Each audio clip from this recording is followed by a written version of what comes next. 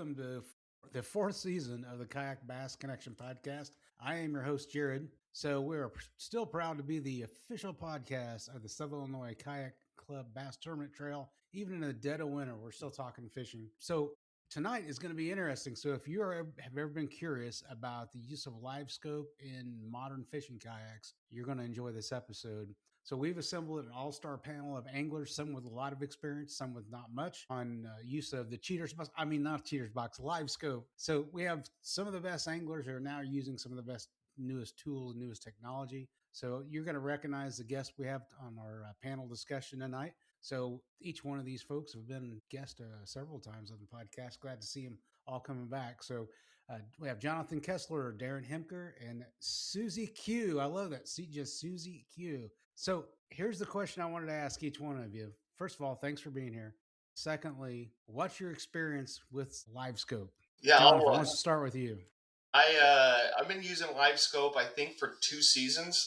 I use Laurent's graphs with Active Target 1 transducer. So like kind of their first generation Livescope. Been using it for the last 2 years. Awesome.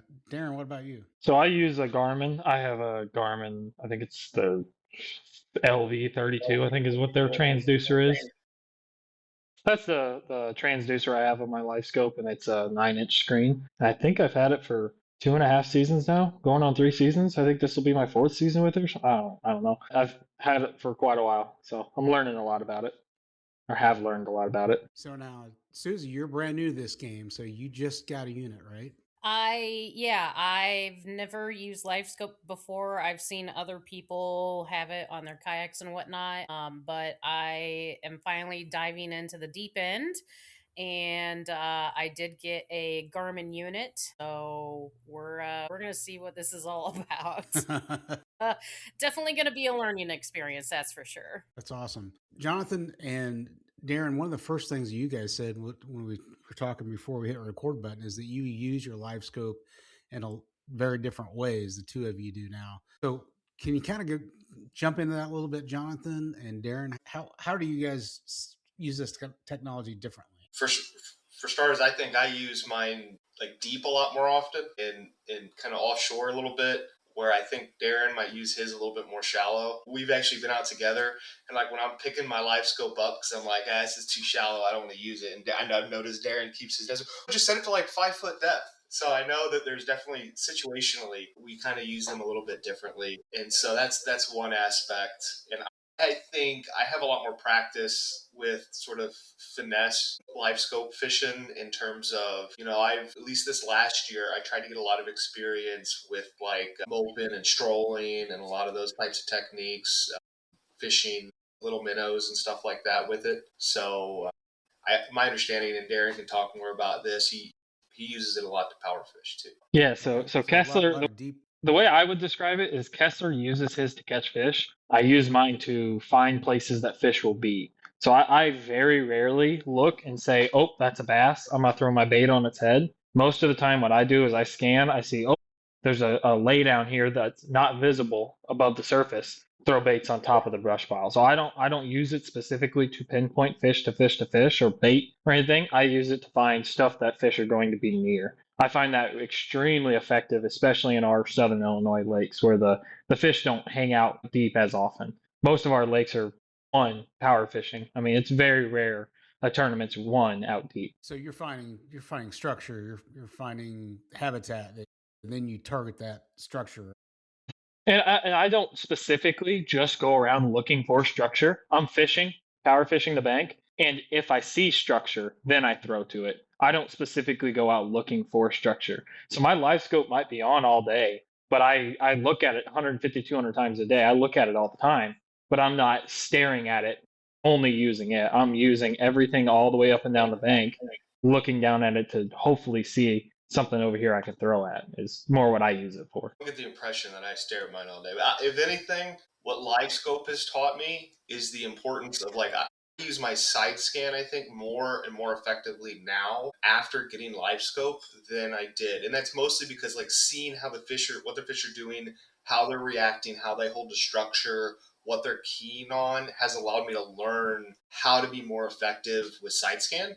And side scan is way more effective like getting a look at a much larger portion of the lake and what you're going past. So if anything, strangely enough, I think Livescope has helped me be more effective all around with like all the aspects of imaging. Interesting. Susie, any questions come to mind as you hear them describing how they're using it? It definitely makes sense with, the different ways and formats that they're using it. How, I guess my first question is how did you learn to decipher between, or if you have learned to decipher between like bass and non-bass? Well, that's a good Boy, question. That's a good Kessler. question. This is hilarious. The first time Kessler ever had his on the water, I believe I was on the lake that day, and I go by what he's looking at. He's like, "There's bass all over this shell bed," I think is where it was on Cedar. Bass all over it, and I was like, "Those are not bass. Those are catfish." And I just go by, didn't say a word to him. 30 minutes later, he comes up behind me. He's like, "I caught one, and it was a catfish." And I was like, I just could tell because I looked at it for 6 months as to where it was his first day with it. It was very, very, very funny. As somebody without, I don't have any experience live with a Garmin graph, but from watching videos and just seeing the little like videos that I've seen of Garmin versus Lowrance, and I think it's really nice that we have kind of users of both here. I really think Garmin is much more clear if you want to be able to like see and distinguish the fish. Lowrance is more of I see a mark, I can tell that's a fish. There's sort of like with the Lowrance graph, especially if you're looking 80 foot out, is kind of like a standard, I think, for me. About 80 foot forward and maybe about 25, 30 foot depth. When a fish gets to about 18 to 20 inches, a bass gets about 18 to 20 inches, what I've started to notice is you will see sort of almost looks like two fish right behind each other because you can start to distinguish the main body and the tail separately almost. But that's like it has to be over 18 inches for you to be able to really distinguish, well, that's a large fish, and for you to start to see some of those details. I think Garmin gives you much better detail in seeing like the resolution at the scale of the fish. But in my understanding from listening to the pros that intentionally run sort of one of each, or they used to run one of each, that's kind of the thing. Garmin, longer wavelengths have better penetration. So you're going to get further out. So you get to 100, 120 feet without much of a problem. But Garmin's going to give you better resolution. So like if the fish is 20, 30 foot out, you'll be able to see more detail, be able to distinguish what you're looking at a little bit easier. That's my experience with that.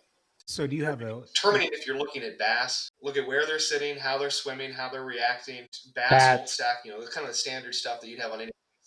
They don't stack. They can. I've seen bass stack on top of each other before, but not like, crappie are just like feathers on a tree or leaves on a tree. They're just all over the place.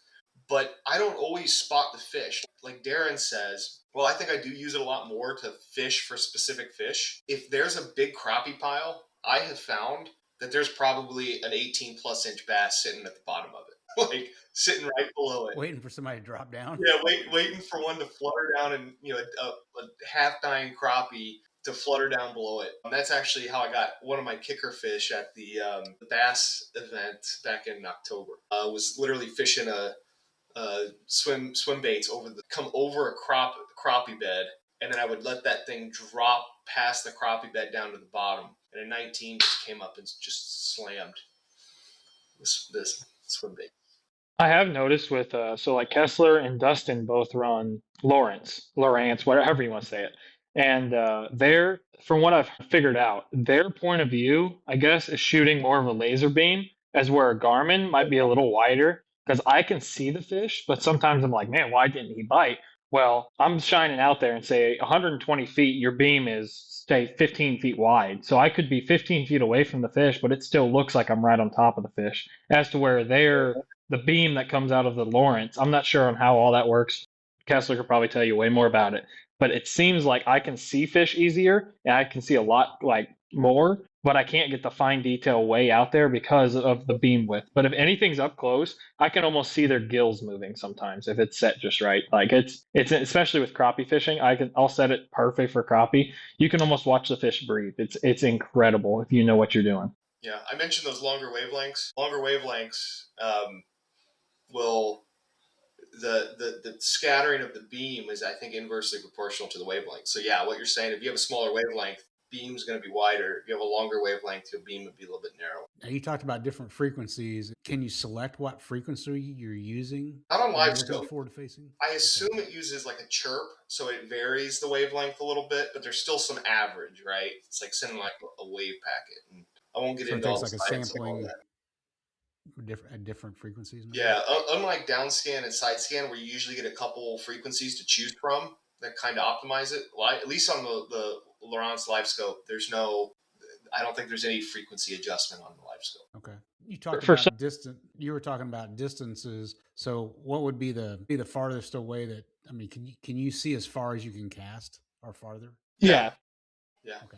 Yeah, I was using it when I was at the Lake of the Ozarks for the Big Bass 250. I think I was using it a lot further. I was using like 120 feet or so. And that's about the edge of what I can cast most things. Yeah, so if you have really clear water and it's pretty deep, you can see really, really far. If you get to like St. Clair, I could see really far, but I couldn't get on fish at St. Clair for some reason. And the water was pretty clear up there. I don't know what caused it, but I just couldn't get on fish. Like I couldn't see the difference between carp and smallmouth and rock bass. I'm sure if I fished up there enough, I'd be able to tell. But I could just see fish, and that's most of my reason on why I didn't catch fish at St. Clair. I couldn't get on the fish like that. But clear water, you can see way more in. So like most of the lakes that we fish, I set my live scope way different than most people, and I set the depth. The furthest I ever go depth-wise is 25 feet, maybe. I don't care if it's 40, 50 feet deep, because I'm not fishing in 40 or 50 feet of water. I'm fishing in the 20 feet of water, 15 feet of water, 12 feet of water. I don't care. The top half of exactly. I could care less what's down at the bottom. Anything below that thermocline, I don't care. Zero care in the world about it. And what that does is that makes your picture much larger, especially on a small screen. So your detail is so much more. So my distance, I never really go over 100 feet. I keep it inside 100 feet 90% of the time, just because I don't care what's out there. I care what's right here in front of me right now. That's what I'm trying to catch. Unless I'm scanning around trying to find like a brush pile or trying to find something like that, then I will set it a little different. Which I'll say side scan is a much better tool for just much those little spots. It's just especially if you have a motor, you have a good propulsion system, whether you're using a drive or a motor, setting on side scan and then just going over points and going over places that look like rocky banks and just looking for hard contours and brush piles and looking for that kind of stuff. And then when you find them, like I would recommend actually go past them, mark several, and then turn around and come back with the live scope and then hit each one of those marks. So that's kind of what I mean. Like the live scope kind of taught me how to use that side scan, because I was like, well, I could set side scan to 140 feet out both ways, and I can motor past at 3-4 miles an hour and scan a whole point all the way around, mark 4, 5, 6 pieces of structure, and then loop back around, come off, stay 80 foot off of them, come back with a live scope, and then pinpoint each one. And the other thing that side scan lets you do is that it really lets you have a better look at where the shad are oriented, which in different times of the year is really different. I will tell you, this is the first year I felt successful in the fall part of the year, and I attribute that mostly to just the use of electronics, because I was always heavy fishing jigs and things on the bottom all summer, and what I found was as we got closer to the fall, where the shad were became so much more important for finding where bass were. And so using that side scan to look for clouds of shad, and then coming back with live scope and seeing where are those shad in relation to that brush pile, and then fishing sort of along that relation. So the shad are sitting kind of deep compared to the structure, casting out between on that side of the structure where the shad are, for example, with an A-rig or a swim bait or jerk bait. Yeah, I've always had trouble trying to determine the depth of the shad. I mean, you see them on side scan, but it's hard to figure how tall they are in the water column. But what you're saying, you basically come at them from a different angle with the forward facing sonar. Then I'll mark them on there. The best way to get the depth on side scan is if you can see the shadow, and then measure the distance from the shadow to where you see the ball. That can give you an idea on their depth. But then turning around the live scope will tell you exactly how deep they are if you can find that shad ball in live scope. Now, you said something about scanning. I presume both of you have yours mounted at a mount you can pick up and take off, or what type of mounting system are you using for your transducers? Darren, you want to go? So I get made fun of more than anybody in the club because I don't really pay much attention to my kayak. It's a summer hobby, and after the summer, it goes in the shed. So I spent $35 on PVC pipe and made a PVC pipe thing, and literally I put hose clamps on the PVC and hose clamped it to a ram ball mount, and I have no problem at all. I honestly think it's better than most of the ones on the market. It's perfect. I mean, it does everything I can possibly do with it. It squeaks a little bit. Other than that, it's a phenomenal little. Nice. On the other end of that, I was using the Railblaza, was it Hex 30 or Hex Pole 30 or something like that. But I actually just upgraded to a Sniper Marine pole. I haven't used it yet, but the Hex pole is a really nice option. It's probably the best option that's not outrageously expensive that's out there. So if you're just getting into it, it's a really great option, that Hex 30 for kayaks. And it's real stable. You just grab a pole, go like this, mounts easy, gets on the kayak easy. Yeah, I not that there was too many problems with it, but I wanted something that didn't kind of twist into the way and stuff, and it kind of has that knob turn deal. I'm real picky. I'm picky. He's getting too fancy with it. Darren, he could have sent you $50 and you could have built him one, right? I could have built a pretty nice one for $50. Well, Darren, I might come to you for building mine. I think I watched the YouTube video and I didn't like the way the guy made it, so I kind of bought all the stuff and then I watched the video, being stupid. And I watched the video and I was like, well, that sucks. I'm just gonna make my own. So I just kind of made my own, and it's due for another coat of spray paint, but other than that, it works great. Yep. And I'll be honest with people, the first year of me using the Livescope, I don't know if it helped me catch fish at all for like 12 months. Now, that being said, because like when I come back from tournament now, people are like, Livescope fish, and it's hit or miss. Like some days it's Livescope, and then some days it's not. It just kind of depends on what bite you find. I will say, like I said, different times of the year it's different. When the bite's tough, though, it gives you an idea of how the fish are reacting, right? Specifically, the first tournament where I was like, I don't know if I would have limited if I didn't have Livescope. We were at the Cedar tournament this last year was that July? And I think people were saying it was kind of a tough bite. There's some good fish caught, but a lot of people down south, there was like 2 or 3 got blanked. One person packed up and went to the north ramp. I pulled a fish off the top of a brush pile off a point early on a swim bait, and then kind of stuck at that same brush pile for about an hour. Just different techniques, different things to try to get them to react. And I think I broke off my swim bait that I missed the first one on. And I don't think I had another one. It was like a big 6-inch mag draft. And so I threw a chatterbait out there just to have something. It was just like literally just bringing the chatterbait, was watching it go like, here's the brush pile. And I'm bringing that chatterbait like right up to the brush pile. And then like about a foot below the top. And then I'd pop it like right up to the top of the brush pile. And then let it drop for a second and then keep going. And it was like, first time I did that, I think I got a hit, got like a 16-incher. And then it was just brush pile, brush pile, brush pile.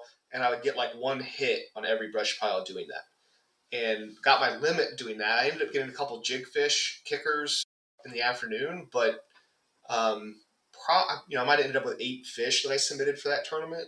But if I even would have been able to get to a point to where I got to start getting kickers and stuff, wouldn't have happened without Livescope. So that was like the first tournament where just like doing something different and being able to see the fish sort of react off the top of the brush pile was something that, I probably wouldn't have sat there and thought like, oh yeah, just pop it. Not to mention, if you're fishing blind, knowing where your bait is in relation to that brush pile is nearly impossible. And I literally was going right up to it and popping it right on the top of that brush pile to get them through. So when we had our tournament at Fletcher's Pond, Crossroads tournament up there, the first day we went out there and we had a really good day on jigs. We beat them up really hard on jigs. Me and Dustin especially beat them up hard. The second day, it got 25, 35 minutes into the tournament, early in the tournament, and Dustin calls me. He's like, hey, this isn't working. I haven't caught a fish yet. I haven't had a bite yet. And the day before, it was automatic. I told Dustin I figured it out just because of Livescope. I figured this out. There was a railroad bed and there was no vegetation on the railroad bed, so I could see clear as day. and I could see my jig coming down, and a fish would shoot out of the grass and sit there and just look at it, and it'd just sit there and stare at my jig. I figured out the day before, all you have to do is just drag it along there, you get bites. That day, if you drag it along and the fish would stop and stare at it, all you got to do is take your hand and hit the bottom of your rod, just jiggle it is all you're doing. Every single time I did that, I'd get a bite. And Dustin did it on the phone with me, and he caught a fish his very first time jiggling it, just because I could see that fish coming out and looking at the bait. And they wanted it moving that day for some reason, but they didn't want it swimming. They just wanted it shaking on their nose, and it literally made the difference in that tournament for us. I mean, we still finished second, but still, I mean, it made a huge difference. What I'm hearing you guys saying is it teaches you more about fish behavior than it catches fish. Yeah. Oh yeah. Sure. Yeah. There was, I mean, and again, I don't like to attribute too many wins to Livescope, but the second place finish at the October bass event, I told you about the one fish. This is a fish I never would have casted at. I never would have casted there. But I had spots where I knew they were holding fish. I could see fish. I could see bait everywhere. Wasn't really, in the days prior, I could buy some bites sort of on chatterbaits and on fluke and other things, and couldn't get a fish in the boat for like the first 2 or 3 hours of that tournament, and saw one fish out in the open. There was like this big long point. I won't tell you exactly where my spot was, but this big long point, and there was one stray fish. And honestly, if somebody would have said, look at this bass out here, I probably would know it's catfish. And you could see those two markers. It had the tail of a catfish roaming wildly out there. I had my crankbait in my hand, my DT20, and I've been watching that on Livescope for an hour, how the trajectory of the crank going down. This fish was suspended in about 20 foot of water, about 10 foot deep. And I knew exactly how far I could cast so that 20-foot crankbait, here's the fish, here's your window on my screen. And I had been watching that crank and take its trajectory down. And this is the luckiest cast in my life. But that crank came right down. Here's this fish just swimming. And I stopped it right by the fish. And I saw him turn. And I paused it right there. And then it shot after it. As soon as I started moving it again, it shot after it and hit it. And that was a 19 and a quarter, blind in one eye. So I had to get lucky enough to bring that crank down. And that's probably why he was just, out in the middle of nowhere. But I had to bring that crank down at the right depth and the right level, pause it at the right time. 100%. I don't touch that fish in without Livescope. I don't cast at it. I don't see it. I don't cast cranks into open waters. So it helps you catch disabled fish. Right. One eye, nearly dead fish. Okay. I mean, he was probably in his last life. He was not near anything. I didn't see shad out there, but I just saw him on Livescope, just roaming around, just swimming around. Ironically, I turned around from that spot onto the edge of the point where there was some structure, and I don't even know if I could see the structure on the Livescope because it was real subtle, but you could feel it with a crank, like thump, and hit something. And so I was like, well, there's big fish here. There's the bait that I see. I know that there's something good here. Stuck it out for another hour. And off that structure on the side of the point, about 30 minutes later or so, 45 minutes later, I pulled up a 20. So just cranking that structure down there. Didn't necessarily see the fish on Livescope, but one of those things where it kind of told me what was going on, that pause and how the fish reacted to the pause. Man, when I hit that structure, pause, rip it again, hit the bottom again, pause it again, and then that cadence giving me that feedback. Even if that fish didn't end up getting into the boat or catching it, it still told me a little bit about the cadence and what I kind of needed to do, even if the Livescope wasn't pinpointing every fish that I was casting. Is there, if you were, go ahead, Darren. I really noticed too with Livescope, and I'd never thought of this, never really paid attention with this, how much bass move. Like you think, oh, I had a bite in that spot, I'm gonna cast right back to it. That bass could be 45 feet away and you would have no idea. And you pull up to, say, a grass flat or to a big rock flat or a rock point or something, and you scan up there, the fish, like they are just zooming across that point. They are not just sitting still unless they're on like a brush pile or on a grass, like isolated grass spot. These fish are just roaming random all the time. It hurt my brain to see how much that happened. Like I had no idea these fish are just that random. And that it makes sense on why you can catch fish randomly casting at the bank with a crankbait. I mean, it totally makes sense now because the fish are randomly roaming the grass lines. So that's why, like, if you pay attention to me whenever I fish, I'm always facing my live scope right down the grass line because I want that bait on the edge of that grass line for as long as I possibly can. I don't want it in the thick of it. I don't want it on the outside of it. I want it right on the edge where I'm hitting grass every once in a while. And without live scope, 50% of your time that you're casted in the water is wasted because you don't know where that is and you might be in the right spot for a little bit. Where with live scope, I've caught so many fish right next to the kayak because I'm still in the strike zone. I'm in the strike zone the whole entire time instead of just being in it for a minute or a second or two in your cast. It really improves your efficiency the time that you have on the water, right? Especially I'm glad you know how to word things because I'm terrible at wording things. I'll tell you this, and I don't know, maybe I'm bad with downscan, but whenever I was used to using downscan, there were times when I'd see that grass under my boat. And the thing with downscan is the cone is, I think, pretty big, right? And I'll be like, oh, I'm looking at grass, and I think I'm on the grass edge, and I'll cast, and I'll get no grass. And there's times when I'm looking at the downscan and I see no grass, and all of a sudden I pull up a bunch of grass. And I'm just like, I feel like it's a lot harder to pinpoint. But when you put that live scope out there, and you can see a lot clearer the density of the grass, like how sparse it is, where it drops off, and so you can pinpoint exactly those things and increase that cast efficiency quite a bit. And speaking of fish roaming, I can't remember what video I was watching recently. It was a young pro, it was a young elite. It might have been like Gillis or McKinney. They were talking about following a big group of bass with live scope, like just following them, trolling behind them, and they said he followed them for 3 miles one day. And Wow. he's like, you can't rely on that pre-fishing information because if they move 3 miles in one day, they can move 20 miles in 4 days if you had to wait 4 days from between the beginning and the end of a tournament. There are some studies that say they don't move that much, and then there are some studies.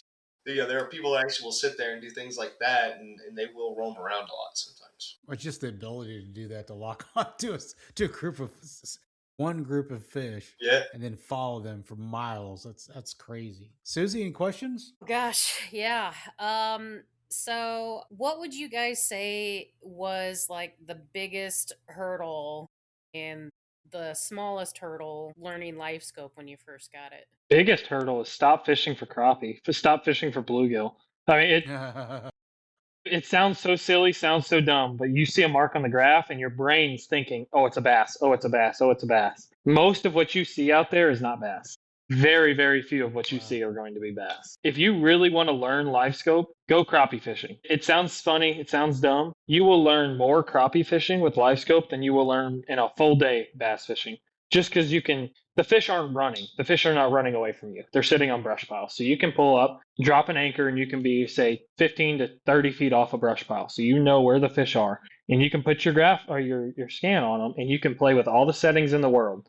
Play with everything. Figure out where everything should be to make it as clear a picture as possible. And then start throwing a bait in there so you can see your bait falling, to see what a bait looks like, because it's going to take you a little while to figure out what you're looking for, because you got to learn everything about it, learn what color you like, learn everything. But crappie fishing, you'll learn more than anything else, I think.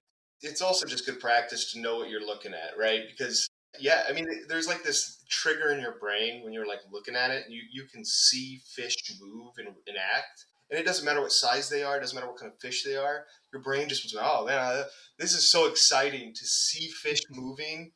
I want to catch that fish, because you want to learn. You're just intrigued, you're curious.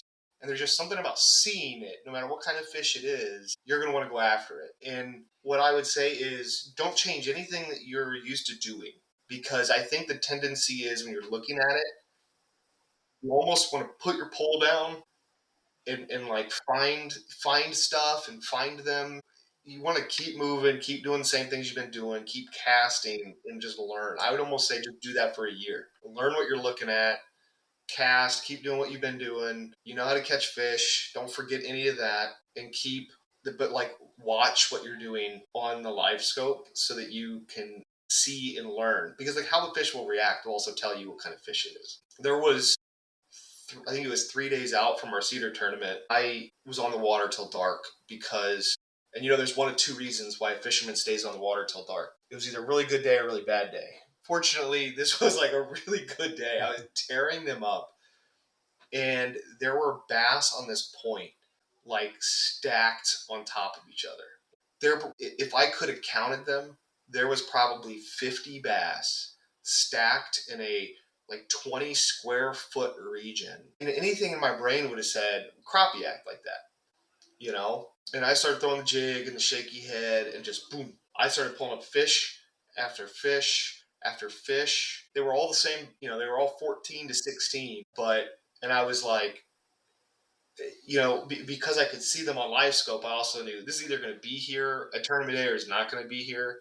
And it wasn't. I could pull right up to that point and be like, yeah, it's not like that. But things that you don't expect fish to do, you don't expect bass to be stacked up on top because they're territorial, they're supposed to spread out and all that. You don't know what you'll find, but just keep doing what you're used to doing. The jig, the shaky head, those techniques were things that I've thrown for years and been confident in. But then I realized they were bass just by watching it on Livescope unfold. But it was nothing that I wouldn't have done before. So you do what you do, and then there will be those tournaments where you're like 4 hours in and you're like, I don't have a fish, and you can try some crazy things. Yeah. So have you guys ran into tournament days where you don't even use a Livescope or use it very little just because every day things are setting up? No, every day. The Sankers tournament, the SICK Sankers tournament this year, Darren got second, I think, and I missed him. Had a good third. It was a good day. I don't think I saw a single fish I caught on Livescope. I was throwing the Nico rig and the shaky head in the grass. But that's a spring tournament, and that's kind of what I mean. It's seasonal. Like in those spring tournaments when they're going to be fired up and they're going to be shallow. Went out to Cedar in May, caught back-to-back 21 inchers, chatterbait in the grass, didn't have the Livescope down at all.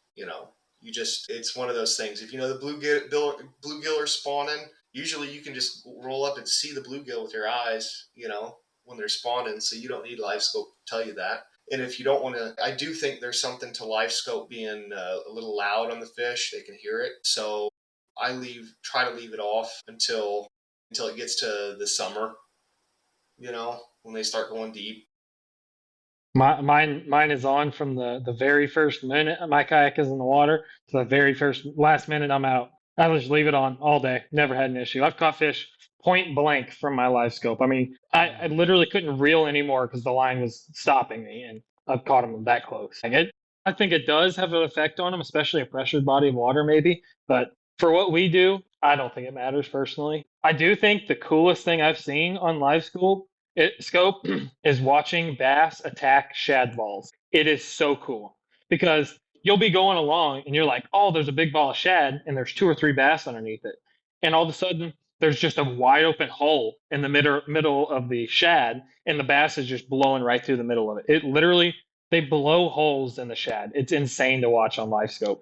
I learn what a bass looks like because that's a bass. Yeah, that's not a catfish probably doing that. Oh, yeah. And they move so fast. Like, they're chasing that school of shad. I can't believe it's efficient for them to eat shad and survive like that because of how much they have to swim. Like, they are chasing them shad insanely fast. It's incredible to me. So, Darren, you talked about leaving yours running all day long. What type of battery system do you guys have that's supporting Livescope? So there's a huge difference between Garmin and Lowrance. So on my Garmin, I have a 9-inch screen, the black box, which is what the head unit, I guess you'd call it, like the brains of the Livescope. And then the transmitter is all off of one battery. And that battery is a 20 amp, I believe. I think it's a 20 amp. I think it's amped brand, and it works just fine. I've never had an issue. 8 to 10 hours is typically what I get out of it.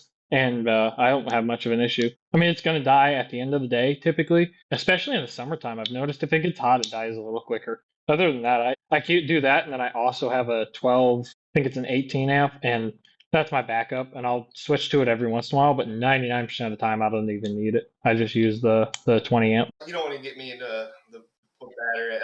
I have the trolling mode 36 volt Newport. and I don't like carrying a battery for every single thing that I do. So I use all these converters and everything. I run everything off my 36 volt, 50 amp hour. But what I have learned is that Livescope is like having it's like having a whole nother graph on your boat. So if you have a graph in Livescope, you should have enough power to assume that you're basically having two graphs.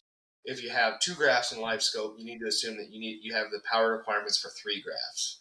So with I use the HDS Live 9-inch. I have two of those, and I assume this is on the high side, but peak power pulls about 2 amps for each graph, and then I assume 2 amps for the Livescope, so 6 amps for those. So if I wanted to run that all day on a 12 volt, it would take, if you take a 10-hour day, you're looking at 60 amp hours for a 10-hour day.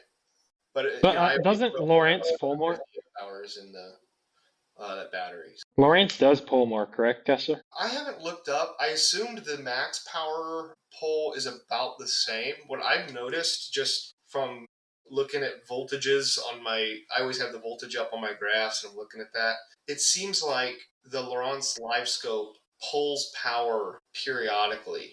And so like there must be like a surge every so many seconds, it seems like, is at least what it feels like. It seems weird, capacitors or whatever that could do something like that. But on average, it's not 6 amps. I don't know what Garmin is though. I would assume it would be similar. So when you have a graph, 9-inch screen, 80% of the power to power that thing is the backlights to light the LCD, right? So so like that's another thing is when you're talking about just over power, you pull a lot more power when you have a sunny day and you're in the middle of the day because you have to turn the brightness all the way up on your screen. When you're in the morning and you turn that brightness down, you're drawing significantly less power. But I always try to stay on the conservative side, so I don't have dead batteries in the middle of a tournament. So I always just tell everybody 2 amps per graph, and then an extra 2 amps for your Livescope. I believe. So Jonathan, you're running 2 screens. Darren, are you running just one? So I have to, but I never put the second one on. I never use anything but Livescope now. Livescope is my side scan. Livescope is my down scan. Livescope is everything. I just turn it on and let it run. I don't, just because I'm not a graph fisherman. I mean, most people know that. I'm a power fisherman. So I don't sit there and stare at the graph often. I just have it on. I use it to look at grass lines, use it to look at that brush pile, that rock pile. So I don't use it like most people should, I guess. Susie, what kind of setup are you plan on using? One graph? That's what I haven't decided on yet because I have Lawrence right now as, my general everyday thing. And then I will have my Garmin for the Livescope. So I'm still thinking of doing, 2 graphs, one just solely for Livescope and then my Lawrence for everything else, my side scan, down scan, or whatnot. I figure I'll probably have both set up for the first year just so that, I can try to learn, kind of get used to, all right, running side scan, looking at stuff, finding stuff with that, and then pulling up the Livescope, looking at those different things. I think it's going to be a lot. Yeah. Just learning how everything looks, learning how to break down water differently in a sense. And then, of course, it sounds like, knowing the distance of what you're looking at, how far away it is, and where exactly in the water you need to cast your bait too. I think that might be the biggest part of the biggest challenges that I'll have. Yeah. And one of the things that I've noticed is whatever you think your jerk bait is going to go down to, it never gets nearly as. And I'll tell you, I've gotten a lot of tips lately on what the pros do with that, but I'll save that. But it really is, and knowing how far you cast is it like where to hit a spot. I always try to cast over like structure, like well past it, because I want to splash down on top of it. So that's why when I was at Lake of the Ozarks, the water was a little bit clearer. I wanted to be a little bit more careful. I feel like there's probably more pressure there too compared to where we fish a lot. So I put it all the way out from. Normally, my normal run is about 80 feet, but I went out to 120 feet, and then finding that sweet spot where you want that brush pile, because if it's too close to you, you can't get whatever it is deep, down there. Casting 20 feet, 30 feet past it, letting things get to the right depth.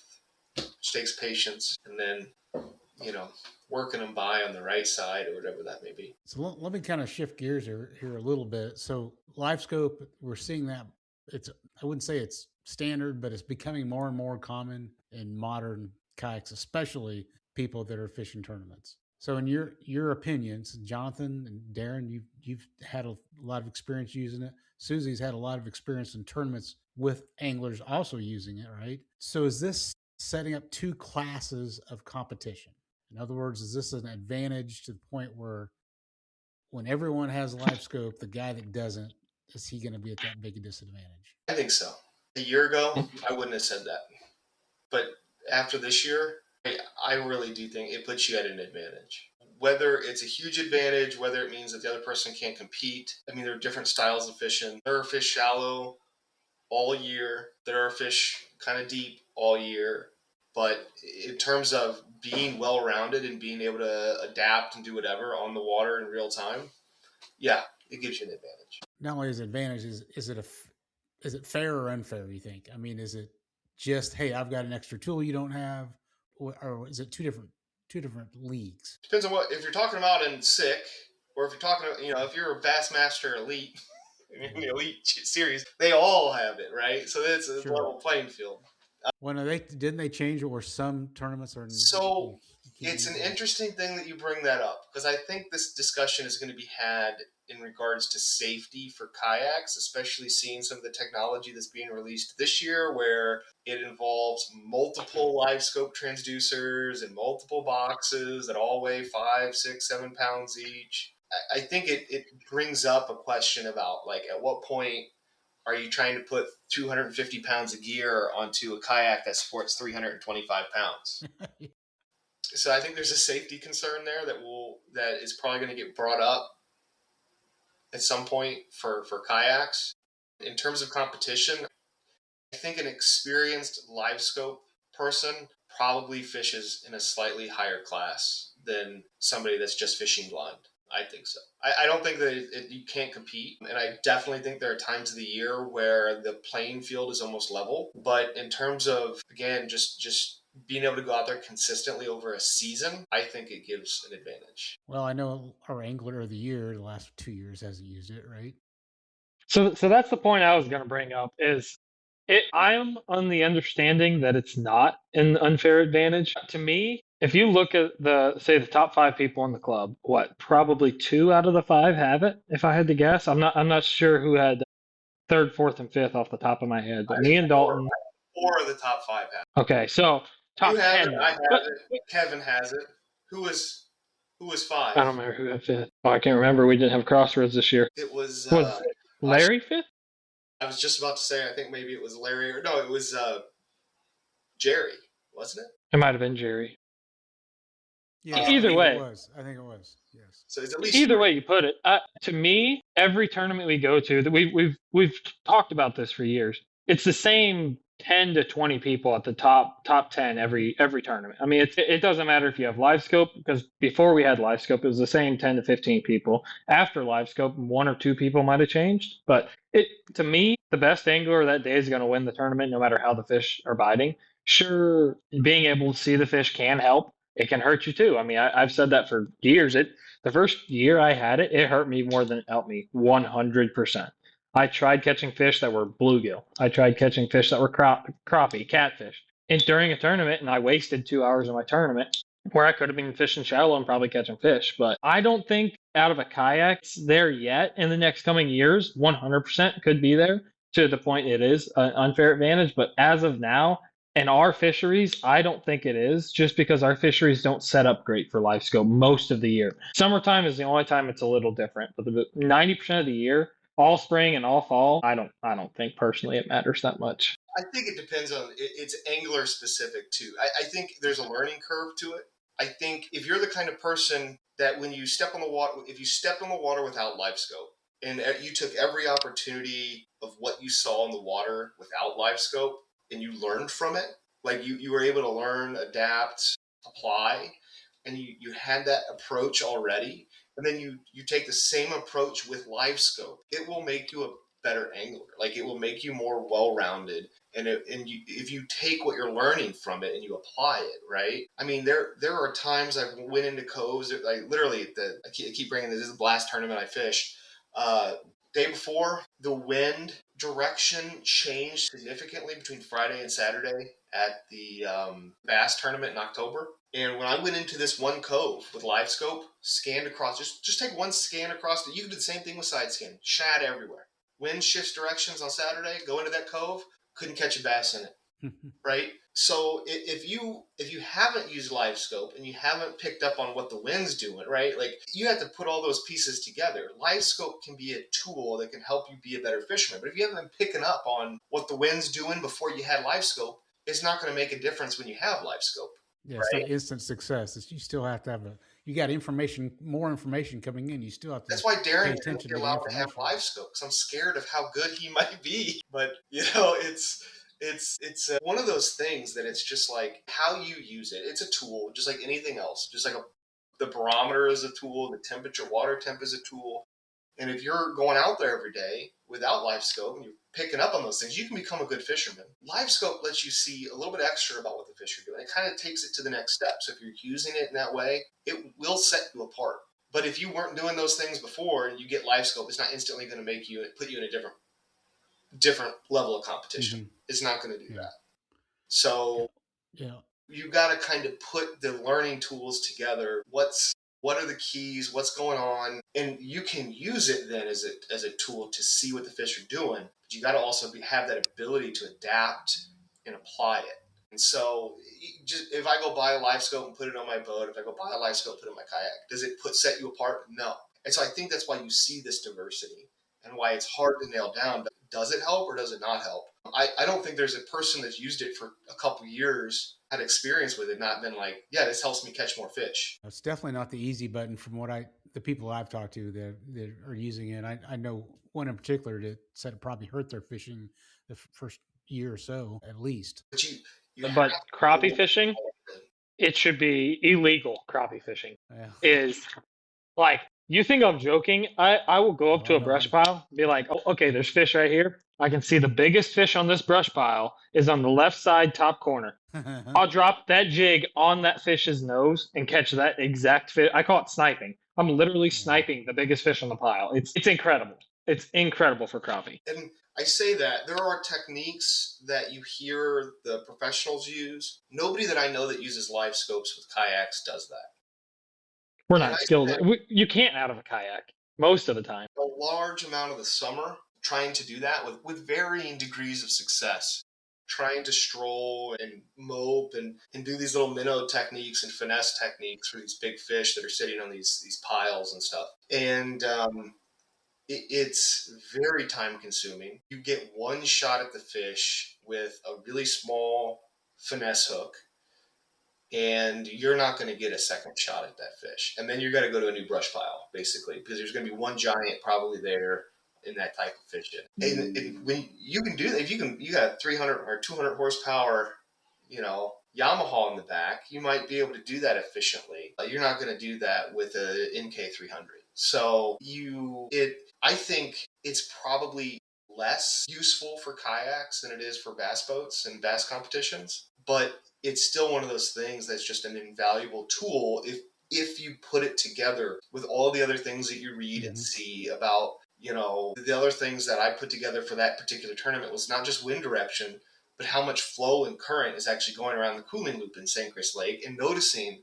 that in the direction of the current, even if it's a minimal current, every one of those points that faces the current, where the current's coming from, was rocky, and every back of those points was a lot softer because you got that current coming through, and just you feel that with a jig.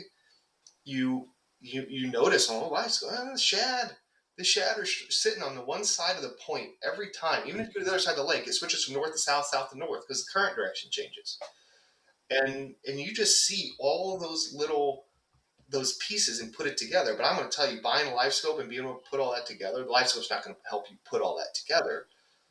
You have to do that. And if you weren't doing that kind of stuff before, you can do that by feel with crankbaits and jigs. You know the current, and you can look that stuff up. Livescope might help you see those fish, but put the pattern together that's going to let you repeat that from point to point to point to point to point isn't there. And I was talking to Dustin earlier today, and he was saying, "Oh, Livescope, it's basically might as well be sight fishing." And I've thought about that since he said it, and I was like, "No."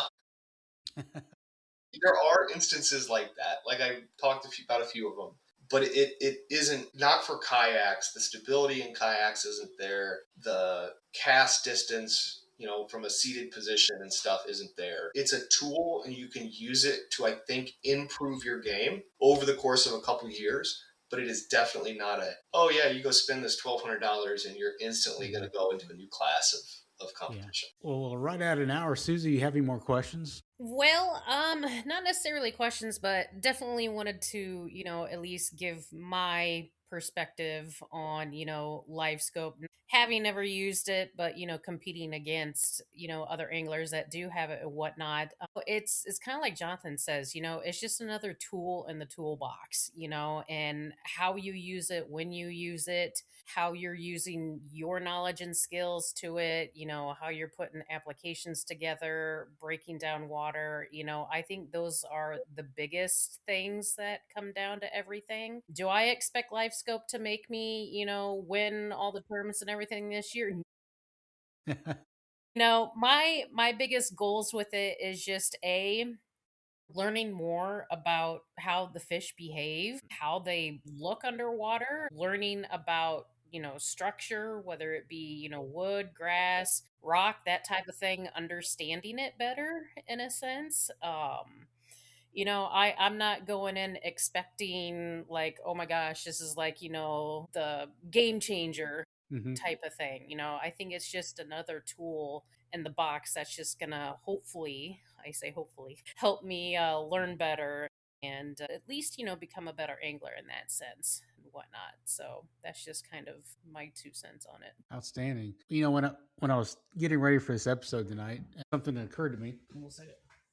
So I got this little relic that I collected years ago in the background of the podcast. This thing was made in about 1958, Yeah.